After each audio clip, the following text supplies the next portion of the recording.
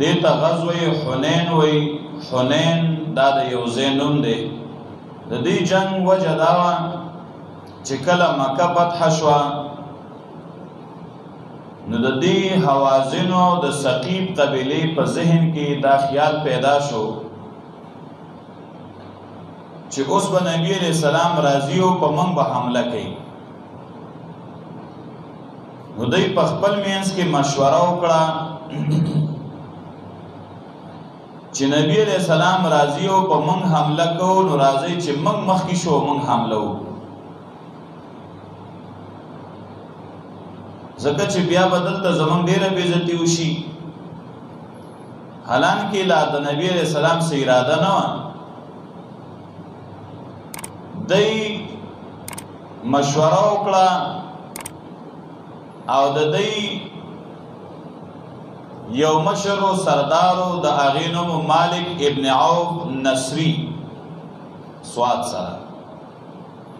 دغه مالک ابن عوف نصري چې دی نو هغه د 100,000 کسانو یو کوچ تیار کړ، لښکر تیار کړ او هغه د مدینه باندې په مکی باندې یا نبی علیہ السلام باندې د حمله کولو په اراده را روان شو. نبی علیہ السلام ته پته نه وه دی چې کله را روانېدل نو دی ویل چې جنگ ډېر هوښیار کس غواړي،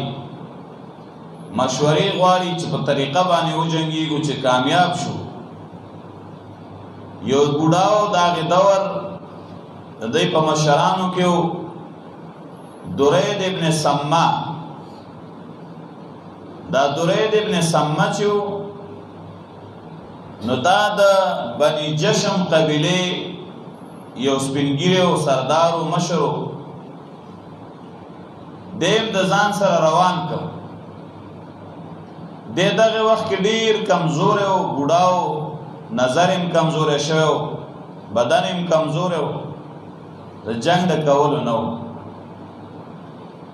خو دی دې دپاره بوته چې د ډېر جنګونه کړي وي او ډېر وخت دنیا کې تیر شوی دی،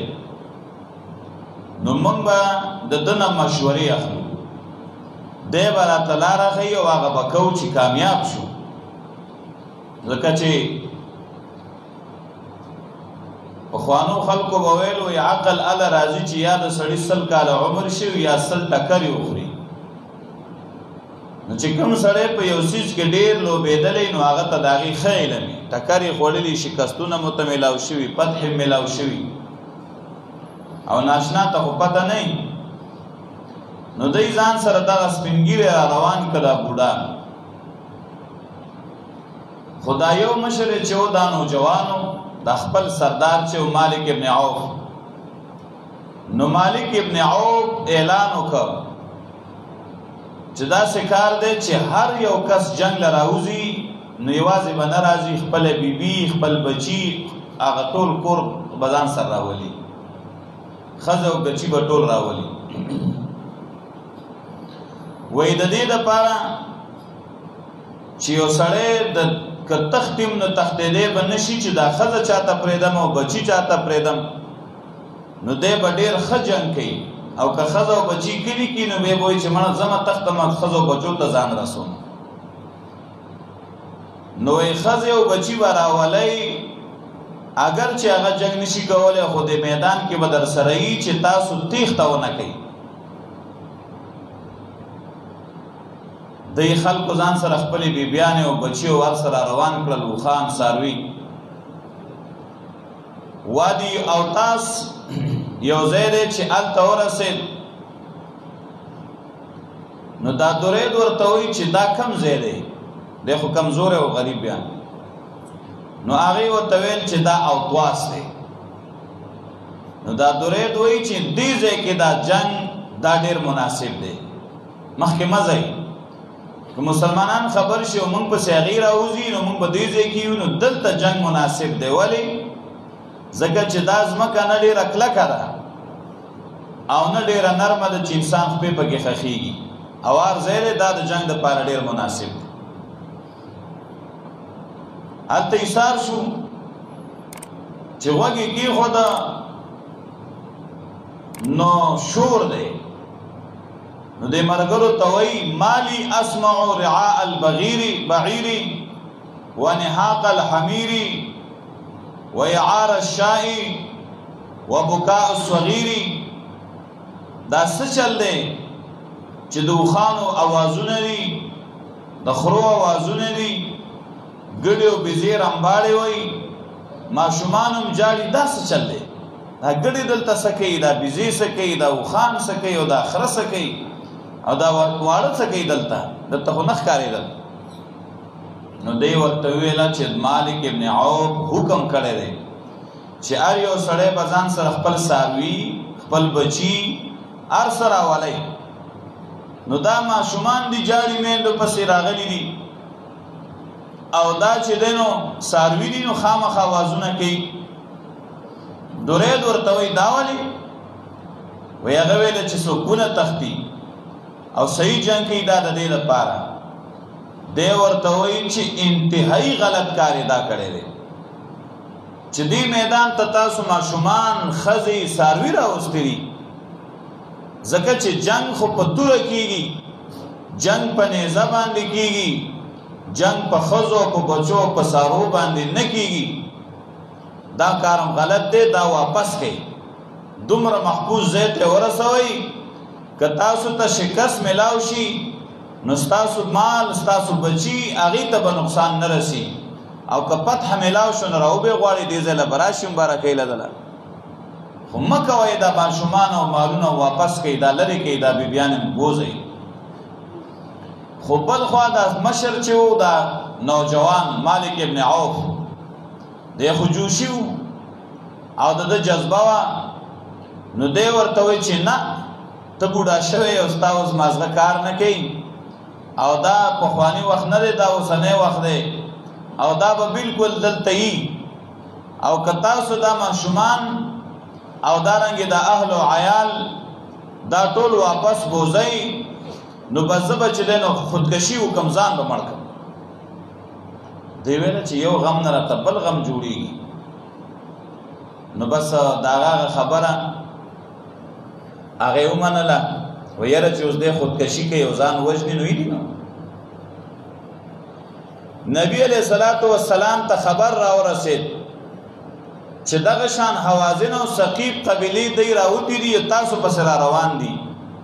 نبی علیہ السلام یو صحابی دی عبداللہ ابن ابی حضرت الاسلمی رضی اللہ تعالی عنہ دی ولیگا چې تورشا او معلوماتو کا چې دا خبر رښتیا دی که دروغ دی هغه چې لاړ د تحقیق د پاره او معلومات د پاره نو 2 ورځې هغه ځای کې و یو ورځ یا 2 ورځې هلته و د هغې پوره حالات معلوم کړل چې دی څه کوي څه نه کوي خو هغې نه پېژانده وي څوک سړی به واپس راغی او نبی علیہ السلام ته وی چې بالکل هغې د جنگ دپاره تیاری کړی دی او را روان دي اپلانی مقام کې دي نبی صلی الله علیه وسلم صحابه کرامو ته وی چې ځئ چې موږ هم ورځو مخکې بیان کې ما تاسو ته ویلو صفوان ابن امیه رضی الله عنه چې بیا وروسته مسلمان شوی او دغې وخت کې مسلمان نه و نبی علیہ السلام ته ویلو چې ماله به اماني که نه 2 میاشتې نو دغه صفوان ابن امیه چې دی لا مسلمان نو خدای چې دی د امیه ابن خلف زوی او لوی سردار او اوچت سړی او هر څه ورسره ډېر وسلې زغرې نبی علیہ السلام د هغه نه 100 زغرې سوالي واغستې چې دا براکې زه د مجاهدینو له ورکم چې دی یې واغوندي جهاد لځي جنګ لځي په سوال یې د هغه نه هغه واغستې په 8 تاریخ د شوال او د خالی په ورځ باندې نبی علیہ السلام 12,000 کسان هغه د ځان سره فوج روان که مسلمانان او د هغې مقابلې له لاړل کافران 20,000 دي مسلمانان 12,000 دي په دې 12,000 کې دا 10,000 خو هغه خلکو چې د مکې مدینې نه راغلي د مکې د فتح په موقع دا 2,000 کسان هغه چې څوک مکه کې مسلمانان شوي بیا او څوک مسلمانان نو کافرانو خو د غیرت او د ملک او دغه د وجه نه چې موږ د عربي او قریش یو نو د دې ملګرتیا به کوو د حوازن او د ثقیف مقابله کې د نبی علیہ السلام سره روان شو اگر چې و کافر وې دام قوم دی رشتہ دارم دی 12,000 کسان هغه روان شو په دې تلو کې د بعض صحابه په خله باندې یو ټکی راغی هغه وی لن نغلب اليوم من قلة اوس پورې چې څومره جنگونه مونږ کړي نو اکثر به مونږ لګو کمزوري وو اوس الحمدلله کسان ډیر دي 12,000 فوج دی دا خو ډیر شی دی نو چرې به نن مونږ د قلت د وجې نه مغلوبه کېږو نه کمزوري کېږو چې ګنې مونږ لګیو یعنی په دې خپل کثرت باندې لغون ته کې مغرور دا مطلب نه چې ګنې تکبر او غرور یې کوو خو لغونه نازو کنه چې مونږ ډیر یو اگر چې د صحابه په زړه کې فخر تکبر غرور نه خو بیا هم د دې نه شایبه او هغه بوی د فخر راته چې ګنې مونږ ډیر یو اسباب طرف ته میلان راته الله الله خدا واورې ګوره فتح او کامیابی په قلت او کثرت باندې نه دا الله ته خوښ نشو اول کې صحابه مغلوب شو کمزور شو چې کله مقابله شو او کله چې دوی انت ورسېدل او جنگ شروع شو نو جنگ داسې و چې دا حوازن چې دي نو دا ډیر زیات تکړو په دې جنگ کې وغیم خبر شوی دي چې دی را روان دي نو مخکې نه ورته مورچې نیولې وي کمینونه نیولي وو کله چې نبی علیہ الصلوۃ والسلام او صحابه ورسېدل نو کله چې هغه حمله شروع کړه نو مسلمانانو باندې د یو خوا بل خوا نه غشي را روان دي چل خطا شو چې کوم خوا مخ واړو دې طرف نم غشه راځي دې طرف نم غشه دې طرف نم غشه هر طرف تاغي دې میاس کیو 20,000 دشمن فوج دی او دې 12,000 دې نه خډیر صحابه کرام بالکل چې دې منتشر شو ګډ وډ شو سو یو خوالاړل سو بل خوالاړل په هغه 12,000 فوج کې د نبی علیہ السلام سره صرف یو سو کسان په میدان کې پاتې شو نو ټول ګډ وډ شو یو پای کې ابوبکر رضی الله تعالی عنہ دې دویم حضرت عمر رضی الله تعالی عنہ بل حضرت علی رضی الله تعالی عنہ دې بل حضرت عباس رضی الله تعالی عنہ دې او بل حضرت عباس زوی فضل ابن عباس رضی الله تعالی عنہ او بل اسامه ابن زید رضی الله تعالی عنہ دې او یو ابو سفیان رضی الله تعالی عنہ دې پس د یو کسان حضرت عباس شو نو د نبی علیہ السلام د قچره دا واګې نیولې او لوګام نیولې چې مخکې د دشمن په پوج کې نه ورننه وزي په تلوار او حضرت ابو سفیان ابن حارث چې کم دی نو هغه د نبی علیہ السلام د قچره دا رکاب نیولې او نور خلق ټول یو خوا بل خوا لاړ دا صفوان ابن امیہ چې دا سل زغری ته غوښته وي د مسلمان نو صفوان ابن امیہ کوم یو جذبه راوچت شو غیرت راوچت شو وای چې زما مشری او تربیت د قریش یو سړی کینو بهتره ده د دینه چې زما مشری او تربیت چې دینو قبایلو کې حوازن او ثقیف قبیلو کې نو دې مراغه او د نبی رسول الله سره په سب کې ودرېدو زوم جنگي کوم کافرانو سره اگر چې لا مسلمان نو خو بهر حال نبی علیہ الصلوۃ والسلام اگر اكشو بقچرنا او نبی علیہ السلام وی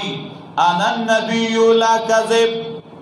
انا النبی لا کذب انا ابن عبد المطلب ز نبی ما او ما چرته دروغ نه ویلی الله وی زمستا امداد کو نو الله به زما امداد کوي او ما د دروغ د نبوت داوا نه کړی انا ابن عبد المطلب زد عبد المطلب د خاندان نه ما دا غن وسیما زمانی کوم چرته د منډه کار نه کړي د تیخت کار نه کړي او ولار دی او مخ روان دی او حضرت عباس ته وی چې اے عباسا دی صحابو ته आवाज وکړي چې کوم خوا تاسو ګډ وډ شوي د الله نبی میدان کې پرېښود او आवाज وکړي چې یا معاشر الانصار یا اصحاب السمره یا اصحاب السمره اے د انصارو ډلې چې تاسو د مدینه منورې نه راغلي وئ او تاسو مدینه کې د رسول الله نصرت او امداد کړو او هغه خلکو چې تاسو د نبی علیہ السلام سره د ونې د لاندې بیعت کړو چې تر مرګه به تاسو سره ولاړیو نو چرته نن لاړئ دا اوازونه چې صحابو ته وشو کنه نو صحابو داسې په منډه واپس را روانو چې بیا میدان جنگ ته ځان را رسول لکه چې سړی ساروي ته بچی را پریدي لنګه غوای بیزی ای ته بچی را پریدي نو بل خوا نه ځي نیغ را رواني مور طرف ته داسې په منډه باندې د نبی علیہ السلام خواته راورسېدل او بیا دوباره جنگ شروع شو او نبی علیہ السلام یو موټی خاورې راواغستې او هغه د کافرانو طرف ته شګې وی وروي غرزولې او شاهت الوجوه مسلم شریف کې راځي دا مخونه دی الله د دې ناکاره کی هغه شګې الله پاک د کافرانو سترګو ته ورسولې او بیا یو روایت کې راځي نبی علیہ السلام دا وی چې ان هزموا ورب محمد شکست یو خړه زما د قسمی پر رب محمد صلی الله علیه وسلم الله بدیل شکست ورکړي امدق شانه وشوا چې جنگ شروع شو نو حوازن او ثقيف و تختیدل او شکست خورده شو ټول یو خپل خلال چې کله و تختیدل د شکست نه بعد دا حوازن او ثقيف چې د دې سره چې هغه کم مشرو مالک ابن عوف النصری هغه د یو ډلې سره چې کم دی نو وتښتېد طائف ته لاړ او درید ابن سما او د هغه سره څه کسان وتښتېدل او طواس ته ورسېدل په طواس کې یو ځای کې پناه واغسته او څه کسان نخله مقام او هغې ته ورسېدل نو نبی علیہ الصلوۃ والسلام صحابو ته وی چې خلک وتښتېدل یو خوا بل خوا نو دغه درید ابن سما هغه چې د نو خو په اوتواس کې نبی علیہ السلام هغه پس روان شو درید ابن سما چې د نو د ربيع ابن رفيع رضی الله عنه په لاس باندې مردار شو او چې کله هغه مردار شو نو د دې یو زوی د سلمہ ابن درید د دې کافر زوی او د دې بوډا هغه راغی نو حضرت ابو عامر اشعری رضی الله تعالی عنہ هغه چې دینو په دې زنګون باندې په یو غشي باندې ویشته دا هغه د بدن نویني بيدې هغه وخت کې خلاص تنظیمات نو هغه د وجنه هغه شهید شو دا غینه بعد حضرت ابو موسی اشعری رضی الله تعالی عنہ ورمنډ کړه او هغه توره هغه جنډه هغه راواغستا او په نهایت شجاعت او بادرۍ باندې مقابله شروع کړه ابو عامر اشعری دعای واوریدا نوړه کې یو ارمان راغی چې زما تر د پاره خو رسول الله صلی الله علیه وسلم دعا وکړه خو چې معلوم پکې یو ټکی وغواړي کنه نو دې دا الله نبی ته وایي چې دا الله نبی دا دومره خدمت مې وکړه داغه سلام مې راورسو داغه پیغام مې تاسو ته راورسو داغه قاتل مې مردار کړی دی اے دا الله نبی معلوم دا الله نه دعا وکړه نبی علیہ السلام بیا لا سجد کړل او دعا شروع کړه اللهم اغفر لعبد الله ابن قيس ذنبه وادخله يوم القيامه مدخلا كريما الا بخنو کی عبد الله ابن قيس رضی الله تعالی عنہ ته داغه د ګناه عبد الله ابن قيس دا د ابو موسی اشعری نوم دی الا عبد الله ابن قيس ته داغه ګناه معاف کا او یا الله دې د قیامت پر ورځ باندې دنک مدخلن کریما زید دنک دو عزت مند تام د عزت غزه ته دنک الله د جنت کې اعلی مقامی نو نبی علیہ السلام د تر او رار دواړو د پاره د الله نه دعا وغوښتله حوازن ته شکست ملاو شو او تختیدل س او سمردار شو داغي غمال داغي بچی هغه چې د مسلمانانو ونیول لکه خزم راوسته وي ساروی مو هغه رسول الله سلام چې دینو هغه ځان سره واغستل. نبی علیہ الصلوۃ والسلام حکم وکړ چې دا مالونه چې دي او دا ساروی چې دي او دا ماشومان چې دي نو دا په جعرانه مقام کې جمع کړي. انت به او جعرانی نه بیا چې واپس راشو بیا به ګورو. نو نبی علیہ السلام مخکې په خپل طائف طرف ته لاړ، ځکه د دوی څخه کسان هغه طائف ته تښتېدلي وو. مالک ابن عوف او دا هغه ملګري ای پسې طائف ته لاړ. نو چې کله طائف ته لاړ نو د طائف کې چې جنگ شروع شو نو چون کې دوی هغه قلو ته دننه شوي نو د دوی وجل ګرام او دومره هوښیارانو چې مخکې د ځان لپاره چې دی نو هغه ساز خوراک او اسکاک انتظام برابر کړو چې بار نه راوځو. قلي لوی لوی علاقې به وي، دیوال به تاو، بار نه راوتل، ښکارېدل نه چې چا پې ګزار کړی او هلته نه بې غشې رایشتل، مسلمانان بې پاغې ویشتل او دی نه لګېدل، محفوظ و. نبی علیہ السلام وی زه راځئ چې زوس واپس چې کله رالل حنین ته راورسېدل جعرانې ته. نو بیا نبی علیہ الصلوۃ والسلام یې اوس راوړی هغه مال. په مال غنیمت کې تقریبا 6,000 کسان هغې قیدیان نیولي، 6,000 کسان یې ژوندي نیولي او 24,000 ګډې او بیزې چې دی نو دا یې نیولې وې، څاروي 24,000 او پای کې 4,000 اوقیې، دا یو اندازه ده.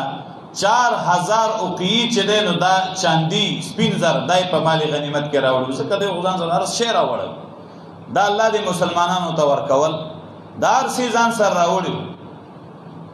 نبی علیہ السلام په جعرانه کې د 10 ورځو نه سوا انتظار وکړ. وایي که چېرته دا خلک راشي نو مسلمانان کېږي نو دا هر څه به ورته واپس دی یریدل نه راتلل. چې نه راتلل نو نبی علیہ الصلوۃ والسلام ولګېده هغه څاروي او هغه انسانان چې هغه وینځي غلامان شو هغه هر څه تقسیم کړل، مال سره او سپین مجاهدینو باندې تقسیم کړل. چې تقسیم شو نو د هغې نه بعد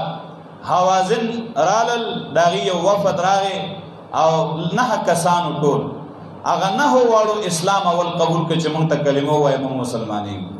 ځکه چې موږ ته پته ولګېدله چې د مسلمانانو مقابله څوک نشي کولی.